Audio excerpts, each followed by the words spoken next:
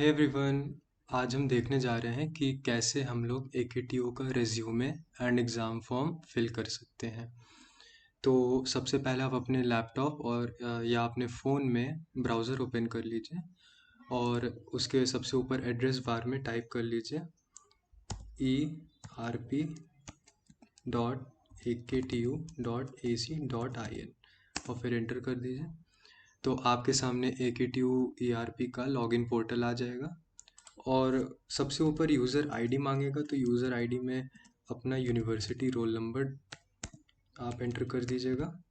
उसके बाद पासवर्ड में जो आपके पास पासवर्ड यूनिवर्सिटी की तरफ से आया होगा उसको आप एंटर कर दीजिएगा, या जो आपने अपने बाद में रीसेट किया होगा आप उसको एंटर कर दीजिएगा। उसके बाद नीचे दिए हुए कैप्चा पे टिक कर दीजिएगा। उसके बाद लॉगिन पे क्लिक कर दीजिए। फिर आपके सामने AKTU ERP का डैशबोर्ड आ जाएगा जो आपके अकाउंट का है। सबसे पहले आपको जाना है UIIC डैशबोर्ड, ये यहाँ पे ऑप्शन है। आप अगर फ़ोन से लॉगिन कर रहे हैं या लैपटॉप से लॉगिन कर रहे हैं, इंटरफेस वही होगा, तो कोई चेंजेस नहीं है। बस थोड़ा सा ऑप्शन के प्लेसेस में फ़र्क आ सकता है। आप स्क्रॉल करके फ़ोन में देख सकते हैं। तो आपको UIIC डैशबोर्ड पे जाना है, उस पर क्लिक करिए। फिर आपके सामने रिज्यूमे बिल्डर आएगा, रिज्यूमे पे क्लिक करिए। उसके बाद आपके सामने ये पैनल ओपन होके आएगा और यहाँ पे आपको अपने डिटेल्स एंटर करनी है। तो यहाँ नीचे 4 सेक्शंस हैं: personal details, resume details, semester details and previous qualification details. उसके बाद आपको पर्सनल डिटेल्स में अपना और अपने फैमिली के बारे में पर्सनल डिटेल्स फिल कर देना है। अपना जेंडर फिल कर दीजिए, अपने फादर का ऑक्यूपेशन फिल कर दीजिए, अपनी मदर का नेम, अपनी मदर का ऑक्यूपेशन, आपकी मातृभाषा क्या है, आपको लैंग्वेजेस कौन कौन सी आती हैं, हिंदी एंड इंग्लिश, आपकी फैमिली की मंथली ग्रॉस इनकम कितनी है वो आप एंटर कर दीजिए, आपकी फैमिली में मेंबर्स कितने हैं टोटल वो फिल कर दीजिए, आपका होम टाउन क्या है वो फिल कर दीजिए, आप फिज़िकली चैलेंज्ड हैं यस तो आप यस पे क्लिक कर दीजिएगा, नो तो नो पे क्लिक कर दीजिएगा। और अगर आप यस पे क्लिक कर रहे हैं तो फिज़िकली चैलेंज टाइप आपका कौन सा है वो आप यहाँ पे एंटर कर दीजिएगा।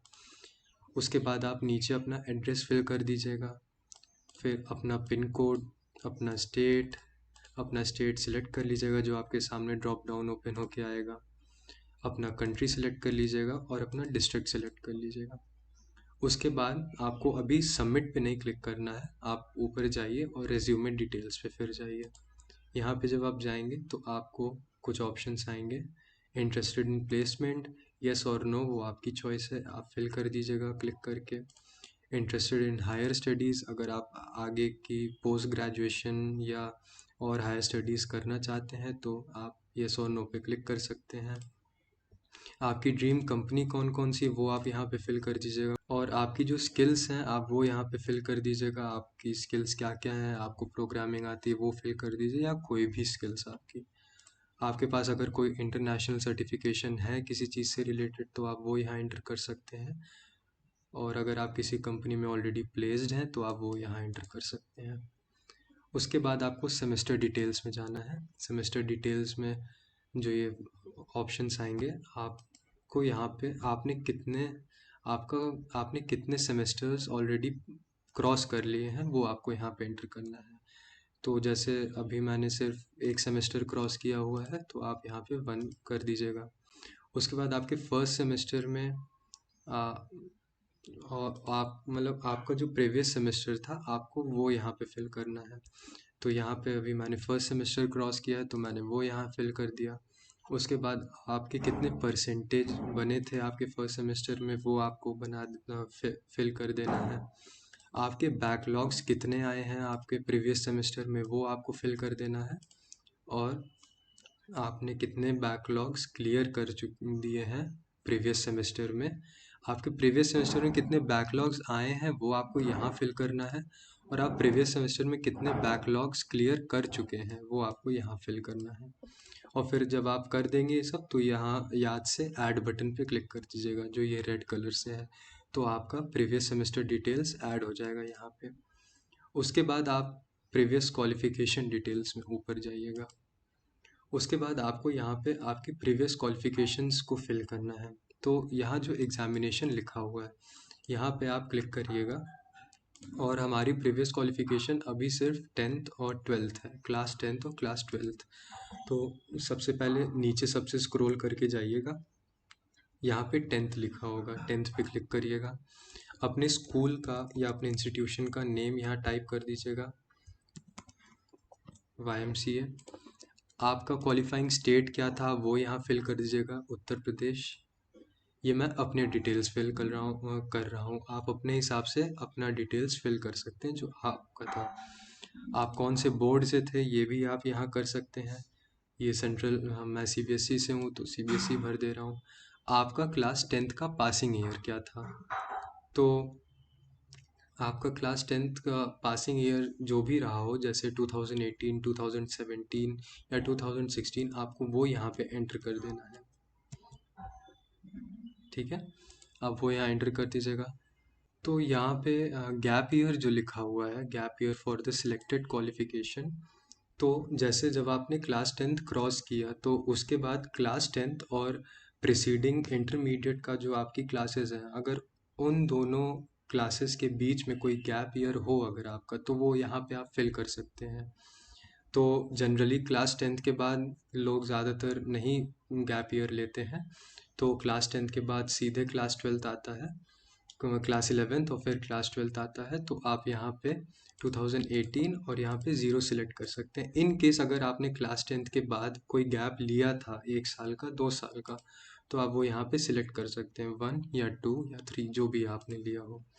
उसके बाद आपके क्लास 10th में कोई बैकलॉग आया हो तो आप वो यहाँ एंटर कर सकते हैं। आपने जो क्लियर कर दी हो वो यहाँ पे आप एंटर कर सकते हैं। याद रखिए नंबर्स में एंटर करना है, वर्ड्स में नहीं। कितने बैकलॉग्स हैं और कितने क्लियर कर दिया आपने।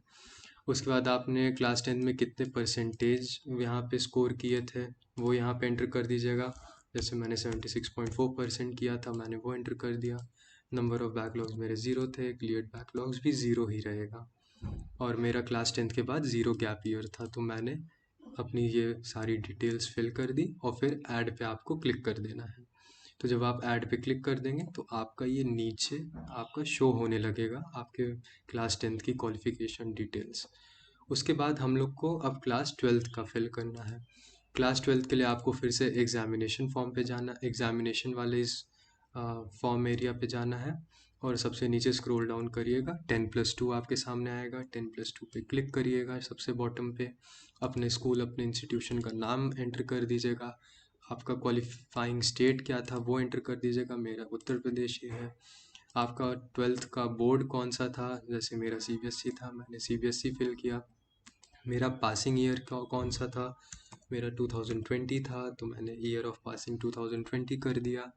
और gap year for the selected qualification, यहाँ पे आपको ध्यान देना है, अगर आपने ग्रेजुएशन में जब एडमिशन लिया, अंडर ग्रेजुएट कोर्स में जब आपने एडमिशन लिया और आपने क्लास 12th जो जब क्रॉस किया, तो उन दोनों के बीच अगर कोई गैप है अगर किसी ईयर का, तो आप वो यहाँ फिल कर सकते हैं। जैसे बहुत बच्चे क्या करते हैं, जैसे कई बच्चों के साथ होता है कि उन्होंने 2017 में क्लास 10th पास किया और 2019 में क्लास 12th पास किया आफ्टर 2 इयर्स।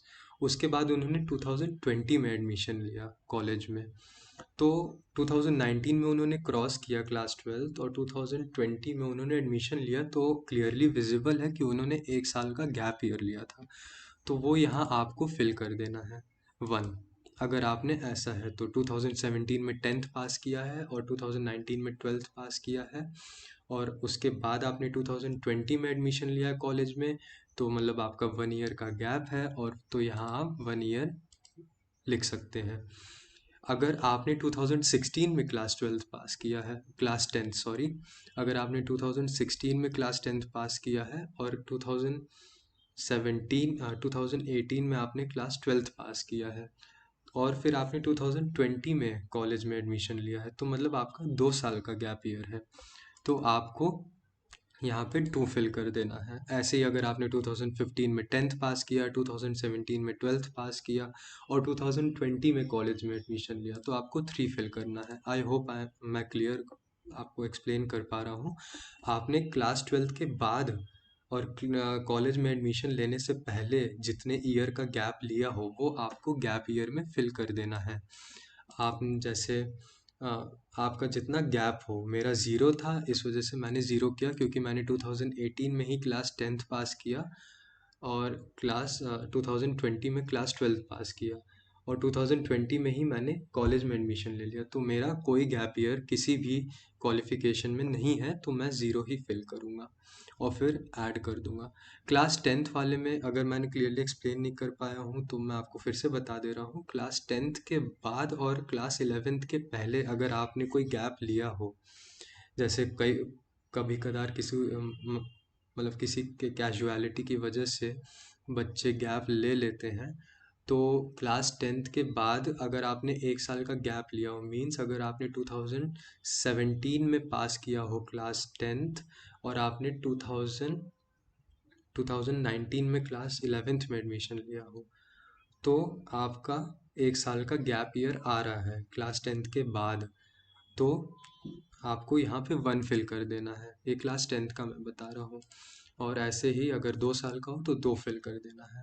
तो आई होप मैं क्लियर हूँ गैप ईयर में क्या करना है। अगर किसी भी दो क्वालिफिकेशन के बीच अगर आपका गैप हो उसके बाद, तो आपको वो फिल कर देना है। क्लास 10th के बाद अगर आपने एक साल का गैप लिया हो वो फिल करना है। क्लास 12th के बाद आपने जितने साल का गैप लिया आपको वो फिल करना है। तो आपको अपने प्रीवियस क्वालिफिकेशन डिटेल्स में 10 और 10+2 फिल कर देना और दोनों को फिल करने के बाद ऐड पे क्लिक कर दीजिएगा तो आपका ये नीचे ऐड हो जाएगा। उसके बाद आप एक बार क्रॉस चेक कर लीजिए कि आपने personal details, resume details, semester details और प्रीवियस क्वालिफिकेशन डिटेल्स सब अच्छे से भरे हैं कि नहीं, एकदम करेक्ट इन्फॉर्मेशन के साथ। तो आप चेक कर लीजिएगा और फिर चेक करने के बाद सारी चीज़ें नीचे सबमिट रेज्यूमे करके बटन होगा, उस पर क्लिक कर दीजिएगा। आपके सामने पॉपअप ओपन होके आएगा, आर यू श्योर, तो आप ओके पे क्लिक कर दीजिएगा। ये हो सकता है सबमिट होने में थोड़ा टाइम ले ले या कभी कभी जल्दी भी हो जाता है, तो ये आपके सामने लिखा है। और आप फर्दर क्रॉस चेक के लिए अपना रिज्यूमे यहाँ से क्लिक करके प्रिंट भी कर सकते हैं, प्रिंट रिज्यूमे। तो इस तरह से आपका रिज्यूमे फिल होगा। होप मैं कुछ आप सबको क्लियरली बता पाया। तो अब हम लोग चलते हैं एग्ज़ामिनेशन फॉर्म फिल करने की तरफ। तो एग्ज़ामिनेशन फॉर्म फिल करने के लिए सबसे आप ऊपर दिए हुए बटन पे गो टू मेन डैशबोर्ड पे आप जाके क्लिक कर सकते हैं। आपके सामने आपका मेन डैशबोर्ड ओपन हो जाएगा। उसके बाद आपके सामने फिर से वही ऑप्शंस आएंगे। तो हमने लास्ट टाइम UIIC डैशबोर्ड पे क्लिक किया था, इस बार हम लोग को एग्ज़ाम फॉर्म डैशबोर्ड में जाना है। तो आप यहाँ पे क्लिक कर लीजिएगा। उसके बाद आपके सामने ये टेबल आएगा, टैबुलर डेटा आएगा, एग्जामिनेशन फॉर्म। तो एक्शंस करके लास्ट कॉलम जो होगा वहाँ पे गो एक लिंक होगा, उस पर आप क्लिक कर दीजिएगा। उसके बाद आपके सामने आपकी डिटेल्स आ जाएंगे। ये वाली डिटेल्स हैं, आप चेक कर लीजिएगा वो सही फिल हुए हैं कि नहीं। मेलिंग एड्रेस आप अपने ये वाली डिटेल्स चेंज नहीं कर सकते क्योंकि वो ऑलरेडी रजिस्टर्ड है यूनिवर्सिटी की तरफ से। और आपका परमानेंट एड्रेस आप चेक कर लीजिएगा। फादर्स मदर्स नेम आप नहीं चेंज कर सकते हैं। और ब्लड ग्रुप अपना देख लीजिएगा। उसके बाद आपके सामने ये दो दो बॉक्सेस आएंगे, इलेक्टिव सब्जेक्ट्स और कैरी ओवर सब्जेक्ट्स करके। यहाँ पे इलेक्टिव सब्जेक्ट्स में आपको अपने आपको जो सेमेस्टर में आप हैं आप, और वो उस सेमेस्टर के जो आपके सब्जेक्ट्स हैं आपको वो सब्जेक्ट कोड्स आपको सिलेक्ट करने हैं। जैसे ये है, आप हर एक ड्रॉप डाउन पे क्लिक करेंगे तो आपके सामने यूनिक सब्जेक्ट कोड्स आएंगे, तो आपको वो सब्जेक्ट कोड्स पे क्लिक करना है और आप अपना फिल कर लीजिएगा। तो जैसे यहाँ पे हम देख सकते हैं सब्जेक्ट को दो सब्जेक्ट्स ऑलरेडी यहाँ पे एंटर्ड हैं क्योंकि वो रेगुलर सब्जेक्ट्स हैं। तो बचे हुए इलेक्टिव सब्जेक्ट्स हम लोग फिल कर लेते हैं।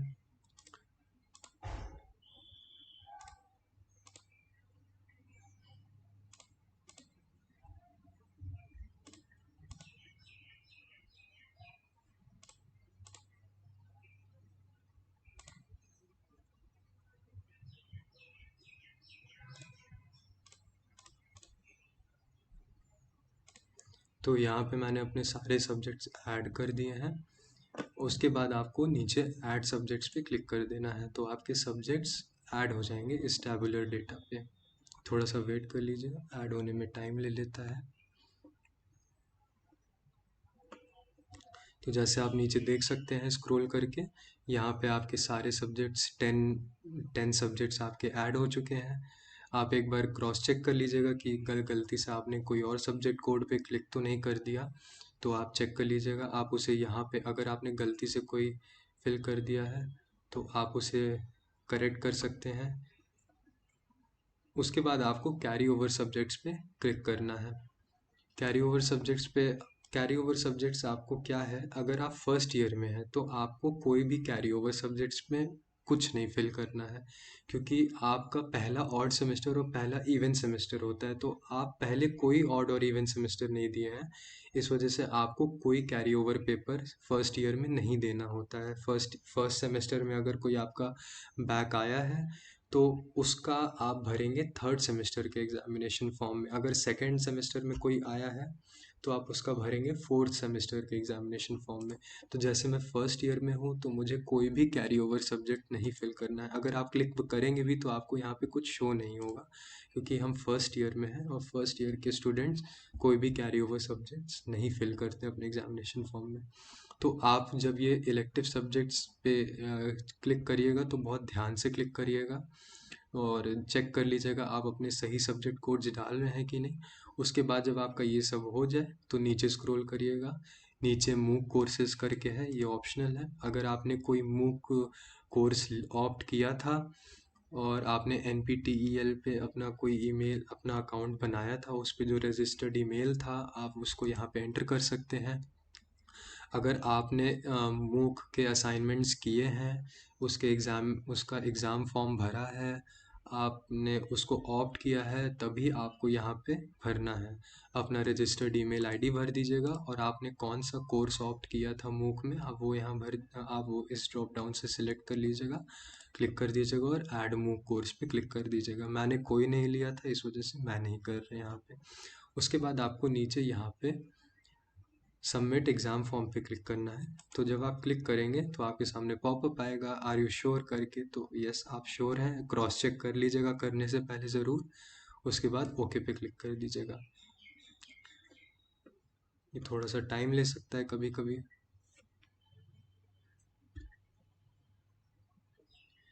हाँ, तो यहाँ पे क्या है कि कई बच्चों को वैलिडेशन एरर्स आ सकते हैं कि no attendance found for the subject KCS 251P, kindly contact your college. तो ये सी प्रोग्रामिंग का सब्जेक्ट कोड है। तो हो सकता है कभी कभी कि कॉलेज की तरफ से कोई दिक्कत हुई हो या कुछ कैजुअलिटी हो, कोई टेक्निकल डिफ़ॉल्ट्स हो, इस वजह से कॉलेज अपने तरफ से आपका अटेंडेंस अपलोड नहीं कर पाया हो, तो इसमें घबराने की ज़रूरत नहीं है। आप अपना अटेंडेंस कॉलेज से पूछ लीजिएगा और उनसे फिर आप फर्दर वो आपका अपलोड कर देंगे अटेंडेंस, तो आप इसको दोबारा से सबमिट कर सकते हैं। तो अभी तो मैं नहीं कर सकता क्योंकि मेरा अटेंडेंस ही नहीं फाउंड हुआ है इस सब्जेक्ट में, तो मैं अभी क्लोज कर दे रहा हूँ इसे। जब कॉलेज आपका अटेंडेंस अपलोड कर देंगे उस सब्जेक्ट का, तो आपको नीचे सबमिट एग्ज़ाम फॉर्म पे क्लिक करना है, ओके पे फिर क्लिक कर दीजिएगा, जो डायलॉग बॉक्स आपके सामने आएगा, और फिर आपका एग्ज़ामिनेशन फॉर्म सबमिट हो जाएगा। तो बहुत ही सिंपल प्रोसीजर है, कोई दिक्कत की बात नहीं है। जो भी डिटेल्स आप भरिएगा, चाहे रिज्यूमे में या चाहे एग्ज़ामिनेशन फॉर्म में, बहुत ही केयरफुली भरिएगा, क्योंकि ये आपके एग्ज़ामिनेशन से रिलेटेड डिटेल्स हैं। और क्रॉस चेक ज़रूर कर लीजिएगा और बहुत ईजी है। ठीक है, थैंक यू सो मच।